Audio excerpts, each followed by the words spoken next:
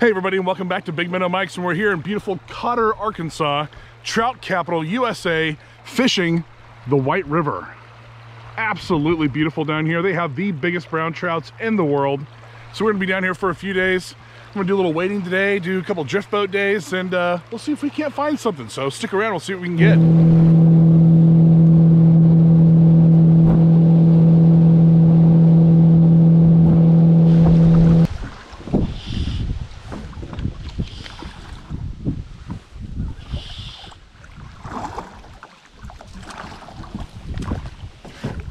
Let me just hit.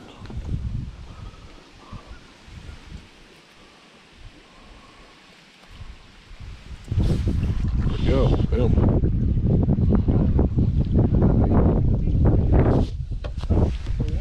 Oh.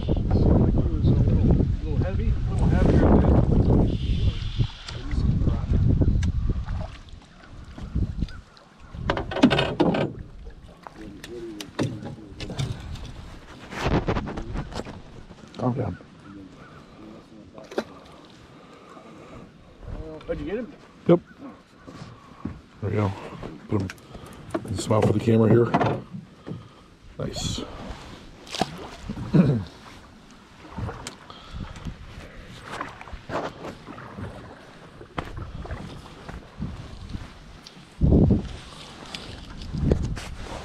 He's just a little guy though.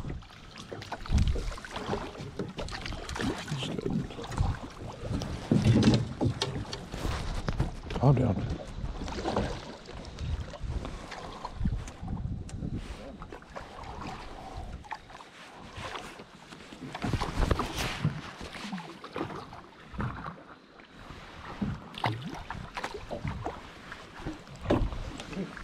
You did that to yourself. I don't have anything to do with it.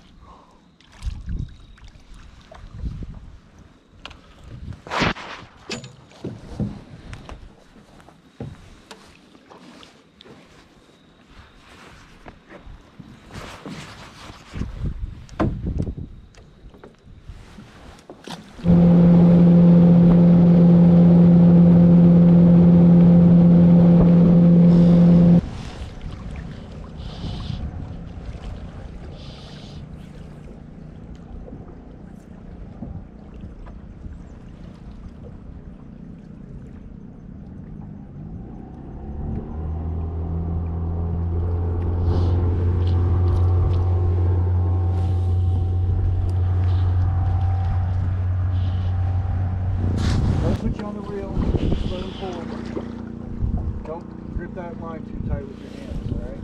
Okay. Keep pressure on them. Good fish. Hell yeah. Hell yeah. Hell yeah. Ew, there it is, man. Yes, yes. That's a beautiful brownie. Can I get a picture of that?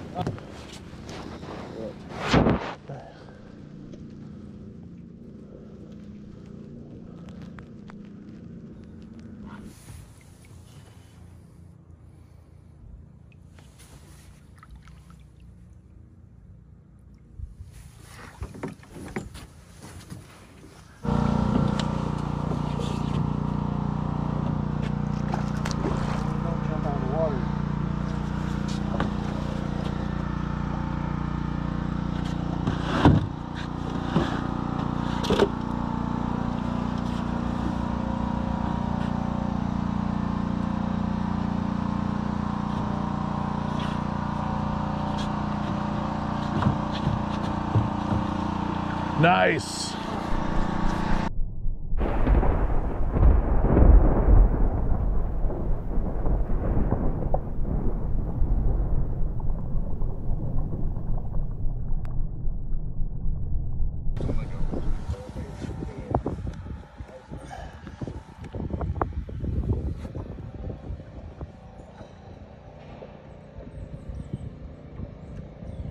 He's ready.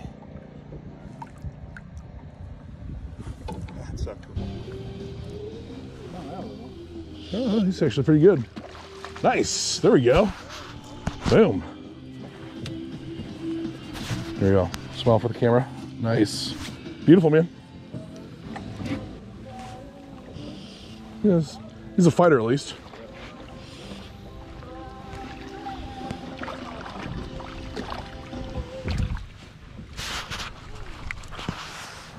Yeah, decent little bow.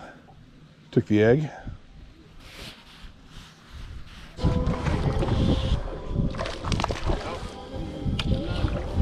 Not as big as I thought, but yeah.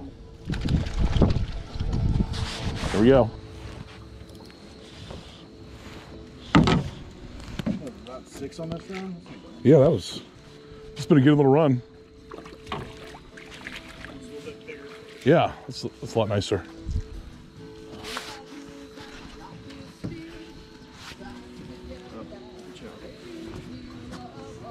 Yeah. It's got good colors too. Cool. Alright guys, let's go. Oh, that's all right. Quick release.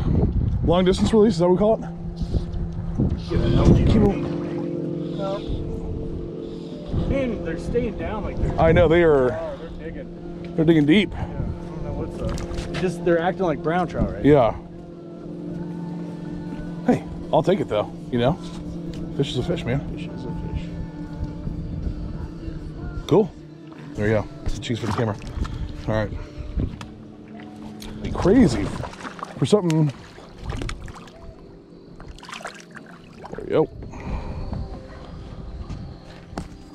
There it is. The drift rewarded. Man,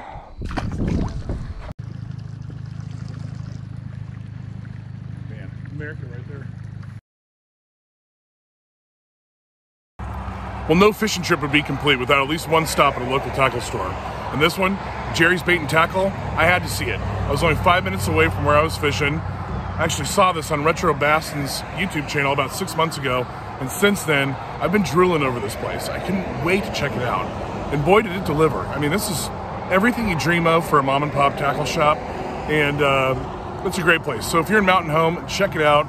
It's got good stuff. I picked up, well, probably more than I should have, but why don't we head back to Big Minnow Studios and take a look at what I got.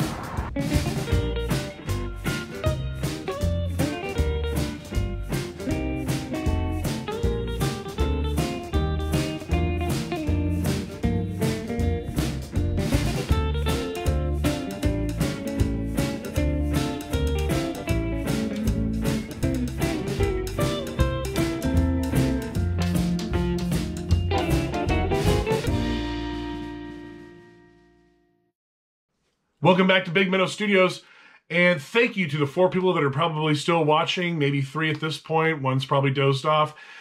But before we jump into all the lures I got over at Gerry's, you know, I got to figure out a better way to film stuff on the water. You know, having the GoPro, you know, attached to the chest while you're, you know, throwing out the line, mending it, you know, setting the hook, bringing the fish in. It just doesn't work. I mean, it just kind of looks like crap. So I need to figure out a way to kind of mount something on the back of the boat so you can kind of see, you know, start to finish, you know, the cast, you know, setting the hook and bringing it in. So in the future, I will promise you, we're going to get some better fish footage. So stick around. It's just going to get better. I hope. I don't know. We'll see. Maybe it won't. Probably not. Okay, so another thing too, if you notice, I was a little bit nasally. I went out there. We had an absolute blast, but I had the worst cold. So, and I still do, still really stuffy. And I thought, hey, I can, you know, I can take care of this by, you know, putting a couple emergency packets in my Natural Light seltzer, and you know, everything should be fine. Well, you know, that didn't exactly help. Probably made things a little bit worse. But you know, at the end of the day, we still caught, you know, over 100 fish. One was 22 plus inches. Another one was 18. We had some great family come in from out of town, a couple cousins coming in from out of state, and a brother coming in from out of state. We all got to hang out, have a great time. So it was still a win-win. Bad time to get a cold, but, you know, I was still going to power through it. So huge thanks to Arkansas on the Fly. Brad will help you find them. You got to get him in the boat, but he'll put you on him. So I will put all of his bloop bloop information down at the bottom, website, info, Instagram, all that stuff. I'm also going to put Gerry's bait and tackle info down at the bottom as well too, and then a link to Chris from Retro Bassin. I'm going to go ahead and put his information for the video to Gerry's. I didn't want to upstage Chris's video. He already did a phenomenal job of it, and way better than I could have ever done. So watch that. You can get a kind of a full view, but why don't we just jump in now to what you guys have all been waiting for, the tackle that I found at Gerry's. And I'm going to tell you right now, after Chris's video, there wasn't a whole lot of stuff left. I think that that got picked through pretty good, but I was able to find a few things, so why don't we take a look. Oh, one more thing. I do want to show you this. So this is more or less kind of a, it looks like a Denny's placemat, if you will, of the White River. So this is where we were. So the area of where this is, it's right in between Bull Shoals and Norfolk, and you got Mountain Home up top, you got Cotter and Norfolk, and just kind of all sandwiched in between here is the White River, and we covered literally all of this. So one day we did down by Norfolk, and that's where you get your numbers. Tons and tons of rainbow trout down there. And then if you go over by the Bull Shoals Dam, that's where you're going to find the brown trout, a lot of them. At least that's where they were for this trip. I'm sure you can find either or at both sections. And then I did a little wading over at Cotter, but I didn't know what the hell I was doing because this is the first day I've ever been out there, and all you need is a midge. I'm just going to tell you right now, purple midge. Maybe for the rainbow, maybe a little bead to imitate an egg. That'd be fine. But everybody was saying woolly boogers. Use your woolly boogers. No, forget those. Leave those at home. Just use the midge. All right, enough talk. So why don't we go ahead and jump in to see what I got there. Okay, so we're going to start off with a few items I found in the walleye section. If you watch Chris's video, you'll see that there's a storefront up front, and then in the back they have a lure making, and then he's got a collection of just walleye lures all over the place. But inside some of those boxes, there's also some bass lures. And so I found a handful of these, and I had to get them. And this is the Cordell, and this is the, I believe it's the Hot Spot. It is the Hot Spot. And this is the, I believe it's the 4-inch. But we have here kind of a chrome with a pink, hot pink top right there. This is one, I've never seen this color. I had to get it. Look at that green. I mean, that's just amazing. That's a keeper, for sure. I mean, I've never seen that green before. Love it. Here's another one. This is more of just kind of a shad imitation with a blue top, or blue back, I guess. So we have a blue back shad. And I've got multiple of these too. I'm just going to show you some of the colors that I picked up. We have another shad. We have a black back. And it's got a, a red bill as well. But, I mean, these are really cool. Good knock on those too. Now here's one that the guy at the bait shop, I think he was a little bit reluctant to sell me a few of these. I think he thought that I knew more than what they were, but I only saw that they showed Bagley on the bill, so I wanted to get them. And these are the small fry, and they're the 4.5 inch, and this is called Gold Foil. I picked up a couple of these. Really, really cool. And like I said, this was, or I'm sorry, I think I said walleye, maybe muskie. This was sprinkled into all these muskie baits, but I mean, you could use this for any kind of trolling, striper, or whatever else. I love this. This is awesome. Balsa wood, light. These are great, great baits. And I mean, I'm sure if you're trying to find these somewhere online, I bet new in package, $20-30 probably by themselves. Oh gosh, I don't know, maybe $10. Pretty cool bait, but they were a little bit less over at the gas station. So great deal. Hold on to those. Very cool. Okay, so one thing that blew my mind from this place was the hand-tied hair jigs. Now, they obviously had the rubber skirts and all the stuff that you see today, but I didn't want those. You can get those anywhere. It's the hair jigs that are impossible to find, especially somebody like Gerry, who's in his mid-90s. And I don't know if he's still tying or not. I don't think he is, but I had to pick them up. And especially if they're still on the card, just like Chris, I geek out a lot of stuff that's on cards. So right here, we have an Arky Jig right there, and this is the Black and Chartreuse. I had to get that, and I'm not even going to take anything off this one. It's still got all of them on there. And I will say, after the retro video, these were picked over. I mean, there's still a ton of lead over there, but a lot of it has been, you know, picked up by now. This one, I freaking love this one, this football style. That is a massive head on that thing, and the eyes are just really cool. And this is an orange and green. Love that. I'm not sure if that's picking up. There we go. Super, super cool. Love that one. That's heavyweight, man. That's going to get you down there. Here's another one too. This is the brown and orange. This is a round head. But, I mean, look at that. Don't you love that card? And you still got Gerry's, over here, I guess. You got Gerry's handwriting on there, which I love that. Gerry just wrote down, hey, here's what it is. Where else are you going to find that? You don't see that at Bass Pro Shop. You don't see that at Academy. I mean, this is stuff you just don't see anywhere. And that's what I love about it. Here's one, too. I think that he calls this one Wilderness Color. But this is, you know, here's the card. There's only a couple of them left on there, but I just love that color. And I don't know if that color's coming through very well. I'm sure the lighting is a little bit off, but it's kind of a reddish orange. But real fun one. Now, here's a couple right here. A couple cards. It's crappie season. You know, winter's here. It's crappie. And these S&M lures, they are out of Flippin, Arkansas. And I don't know if they're still in business or not. But if I can find something that's an absolute full card that may or may not be in business anymore, and you can only find them one place in the world, you bet I'm going to buy them. And I did. So those ones I'm going to keep all together. But these ones, I'm going to take these down to my little lake lot. That pink chartreuse with the blade on the head with the white tail. If that doesn't catch something, I mean, I don't know what will. And to be honest with you, just finding the heads alone is just probably one head by itself is worth $1.49 without it having the, you know, the skirt and everything else tied on with the colors. So I thought that was a heck of a deal. All right, moving on to a few soft plastics. They had a couple of these left. These are the Phenom from Mr. Twister. And so I am going to certainly fish a few of these in the summertime. I can't wait. 6 months from now. Spit that out. 6 months from now, these are going to be on fire. March, April time frame. You know, these are great. And you got the great old colors. You've got motor oil. I believe this one is just, what's this one? Just grape. I love that. Just grape. It's just grape. All right. And then,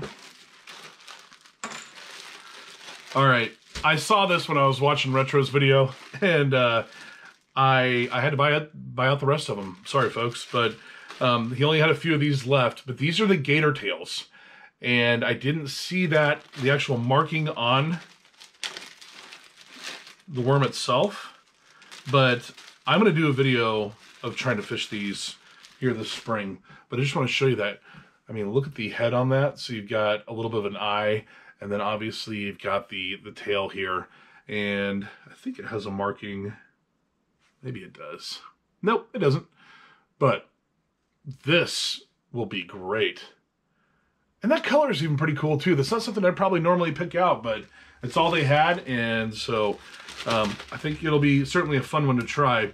And then last but not least in the soft plastic category is, look at these jelly worms. A color from yesterday. Look at this bag. This bag is just full of just slime, but you can see, I don't know if you can see that right there in the camera. Maybe you can, maybe you can't. But the tail says jelly worm. I'm going to pull one out. And this is white grape. So here it is, right here. Okay. And then we've got the, here we go. Let's see if you can see that. Anyways, it says jelly worm, but cannot wait. You know what? I'm going to make a video. Why don't I fish the Phenom, the Gator Tail, and the jelly worm all in one day? See which catches the most. I mean, that'd be a fun video right there. So boom. Watch for that in 6 months. All right. Okay, last but not least, my favorite that I found were these old school spinnerbaits that were hanging in the window. Now, this is the only one that I could find with a skirt on it, but this is what I love. Look at that right there. Look at the eyes on that. I don't know if that can go into focus or not. I bought a few others with these eyes. And I asked the owner, I said, did Gerry paint these? And he said, no. So I got to thinking, who is this? So I went down a rabbit hole trying to find out who in the heck made these things. I reached out to Bass Fishing Archives.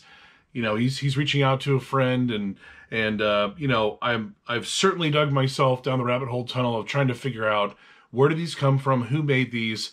You know, I swear that my dad had some of these as well too, with these hand-painted eyes on them.